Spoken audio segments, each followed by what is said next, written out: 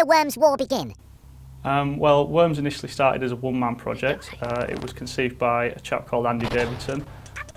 It was a game that he wrote as a multiplayer title, something that he and his friends could enjoy. He actually wrote it while he was still doing his maths A-level at school.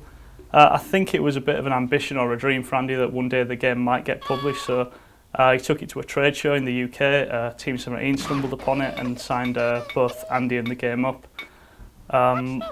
It came in-house, it was developed, it came out first on the Amiga, it was launched in 1995.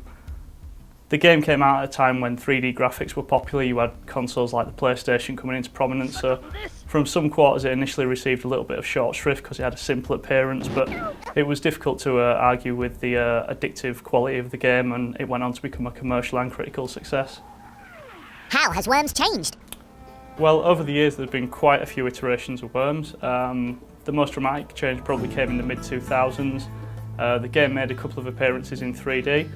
These appearances were solid enough titles, but they seemed to have a little bit of a mixed reaction, and that was mainly due to the fact that there were natural changes to the gameplay brought about by the game just being in 3D. It lost a little bit of its defensive qualities, some of the strategy suffered a little bit, and it became more difficult to make shots in 3D and so on and so forth.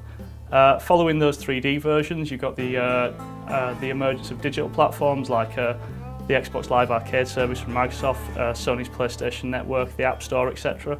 And when we launched on these platforms, the game went back to its 2D roots and sort of got a new lease of life, really, because it was really successful on those platforms. Can you tell me about your own involvement in the series? To some degree, I've been involved with every Worms game, almost every Worms game since 1999, starting with Worms Armageddon on the PC. I think my first role as a lead designer was in 2006 with Worms Open Warfare 2 on the PSP and DS.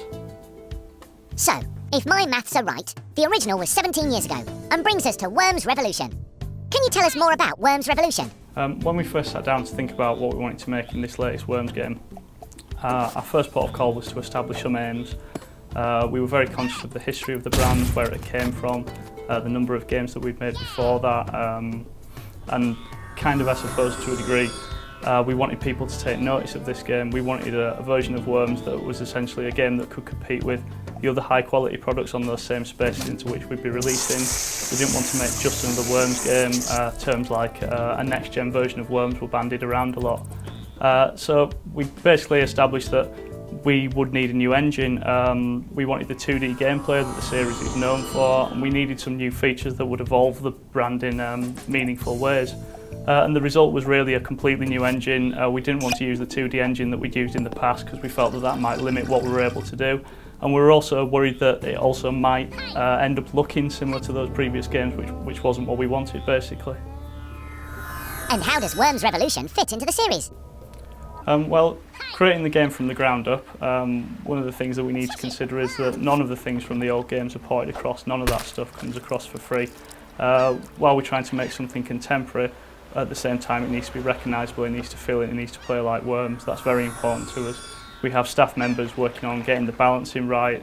They've worked on numerous Worms games such as Worms Armageddon in the late 90s. With the new engine we've got gorgeous high definition graphics. We get a 3D landscape that, thanks to some very clever tech, deforms to the same resolution as the 2D games. The game loses none of its defensive strategy with the landscape being in 3D. If anything, we've got a host of new features such as different types of worm, physics objects, dynamic water. These increase the game's strategy. You get situations in multiplayer games that just flat out can't happen, don't happen in the previous games. Each of these new features as well also allows us to bring something new to the single player experience. We can employ these to make more interesting missions, more interesting puzzles. At the end of the day, I hope the end user feels that we've made something that's recognisably Worms but has a unique freshness to it.